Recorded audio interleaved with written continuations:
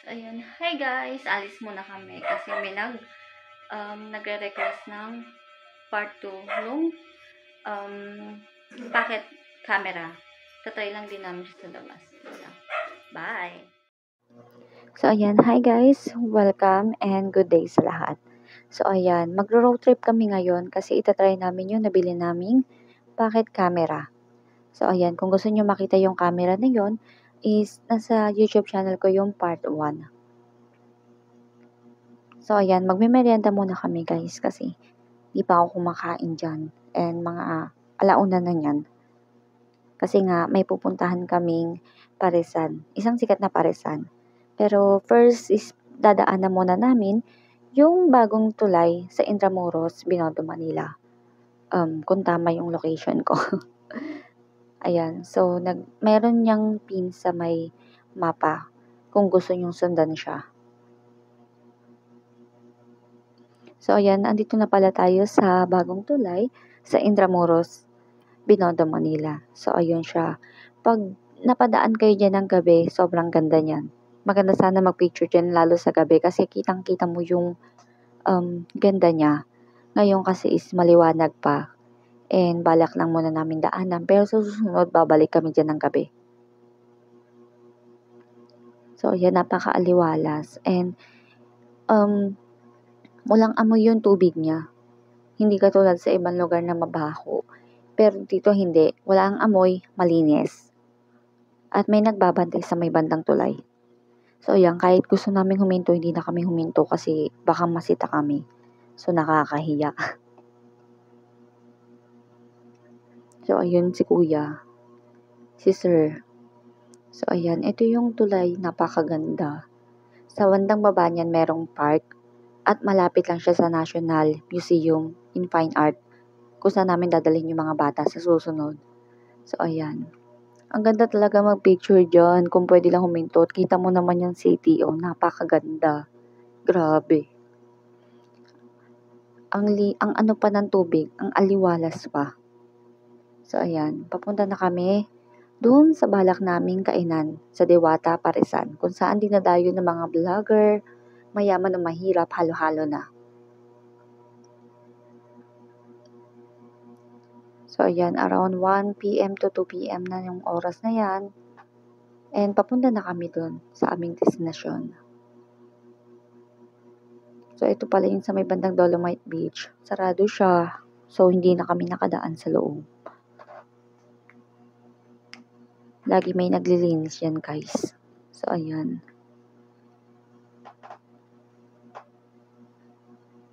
So, ayan. Makikita mo naman sobrang linis ng daan sa Metro Manila. Hindi na tulad noon. Diba? Na talagang kalat-kalat. Ngayon, hindi. Sobrang aliwalas talaga sa Metro Manila. So, ayan. Malapit na kami sa aming destinasyon. Buti nga nakadating kami mga around 3 p.m. Kasi pa-open pa lang siya at napakarami na agad ng pila. Di pa nag-o-open.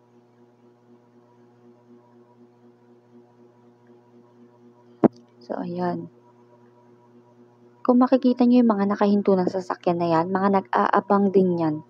Karamihan dyan mga vlogger, nagbi-video talaga. Kaya naghanap ako ng vlogger, gustong kumaway.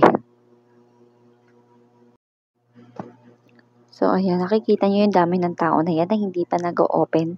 Nagpe-prepare pa lang sila ng mga gagamitin. So, ayan, karaming tao. Yung kotse, hanggang dun sa may kabilang kalsada, merong mga nakaparada kasi walang paradahan dyan eh. Ganyan karami yung tao dito sa Dewata, Parisan.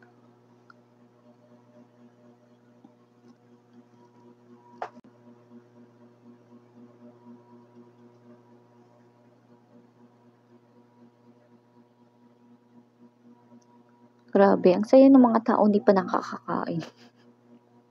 Ay guys, kung gusto nyo itong dayuin, Dewata, Parisan, nandun yan sa may Google Map. Google.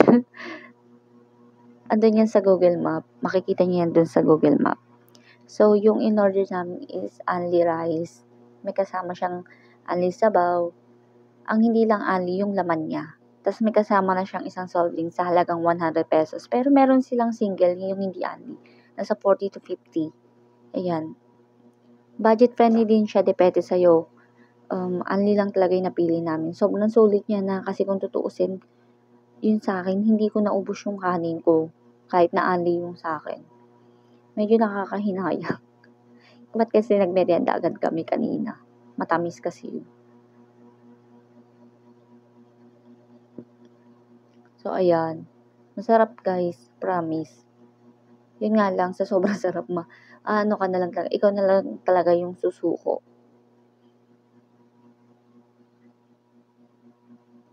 So, ayan nga pala ako at saka yung asawa ko. So, ayan, tinetesting lang namin yung camera. Kasi sa unang video is shaky siya. Dahil hindi ko pa naayos yung setting niya. Pero dito sa may pangalawang video ko kahit papano, okay naman siya.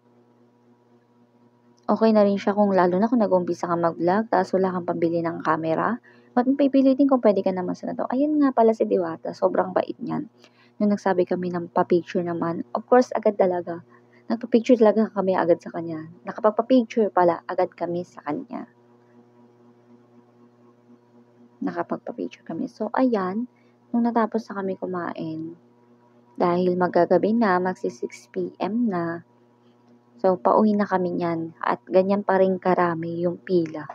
Kung tutuusin, ang dami nang nakaupo, ubusan na yung upuan, kumakain na, yung iba nakatayo na. Ayan. So, ayan, minsan lang ako nakakilay, kaya kung nakita mo ko nakakilay ako. Kasi wala akong kilay. Ayan, ang ganda ng view, malapit lang yan dyan sa may MOA. Napakaaliwalas. Marami kang talagang pwedeng pasyalan. So, ayan, dahil nga magagabi na, pauwi na kami guys. And, review ko lang about, honest review ko dito sa may pocket camera. Maganda naman siya. Maganda siya. Hindi mo nga lang siya pwedeng ikumpara dun sa mga high quality talaga ng camera. Pero yung camera niya, ayan, yan yung camera niya. And dapat marunong kang mag-edit ng mga video mo, lalo na kung balak mo mag-vlog. Kaya, huwag ka masyadong umasa sa camera. May tricks din yan. Tinaasan ko yung brightness niyan kasi medyo madilim yan dyan sa totoong camera niya. Kaya inayos ko lang sa settings niya. Tinaasan ko yung brightness niyan. So, ayan yung itsura niya nung tinaasan ko ng brightness. Mula dun sa may pinaka-umpisa, inayos ko yung brightness niyan. Tinaasan ko ganyan. So, ayan, dapat matututo ka rin magganyan. So, ayun lang. Hindi naman ako endorser ng camera na to. Kaya, ito na lang. Makikita nyo na lang dito sa may review na to. At saka may tricks pala siya kung bakit dun sa unang video ko, hindi maalog yung camera. Kasi meron pa palang din na download. So, ayun, da-download nyo yun. So, ayan, tuturo ko din yan dun sa third video ko. So, dahil napakahaba na ng video na to, ituturo ko yung settings at saka yung apps na ida-download nyo para dito sa camera na to. So, ayun lang. Ito yung tsura niya sa gabi. Tandaan nyo lagi na mayroon pa rin yung editing. So, ayun lang. Bye-bye. See you again, guys.